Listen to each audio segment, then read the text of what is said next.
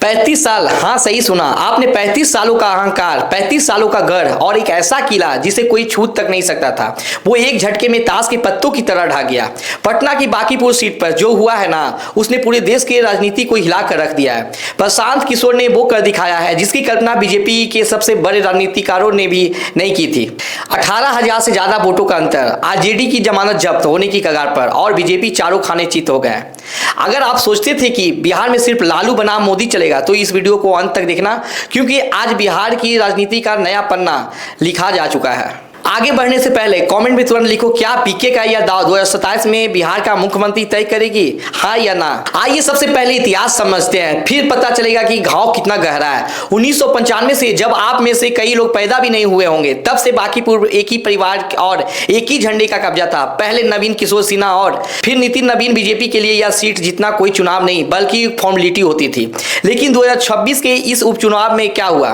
प्रशांत किशोर ने किसी प्यादे को मैदान में नहीं उतारा दोस्त, वो खुद छाती ठोक कर मैदान में उतरे। लोग कहते थे पीके तो सिर्फ एसी कमरों में बैठकर रणनीति बनाता है, जमीन पर वोट कौन देगा? लो भाई, दे दिया जवाब। बांकीपुर के हर एक मोहल्ले, हर एक बूथ पर पीके ने बीजेपी के 35 साल पुराने वोट बैंक की जड़ें हिला दी। जरा इन आंकड़ों को देखो और समझो कि बांकीपुर में असल में क्या तांडव हुआ है। लगभग 19,000 वोटों की हार, वो भी पटना के दिल में। बीजेपी से गलती कहां हुई? बीजेपी सोच रही थी कि बांकीपुर का वोटर तो कहीं जाएगा ही नहीं, लेकिन स्थानीय लोगों में गुस्सा, जल जमाव, स्मार्ट सिटी का कचरा और नेताओं की तानाशाही, पीके का माइक्रो मैनेजमेंट। प्रशांत किशोर ने पसीना बहाया, एक एक घर का दरवाजा खटखटाया, जबकि विरोधी रैलियों के भरोसे बैठे रहे।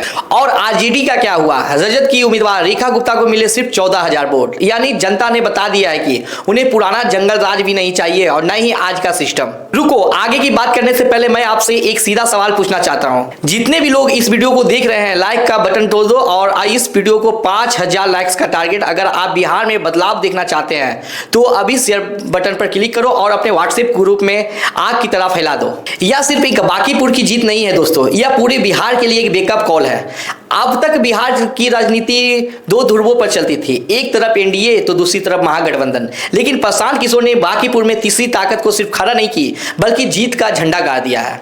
क्या पटना का यह नतीजा मुजफ्फरपुर, गया, भागलपुर और पूर्णिया में दोहराया जाएगा?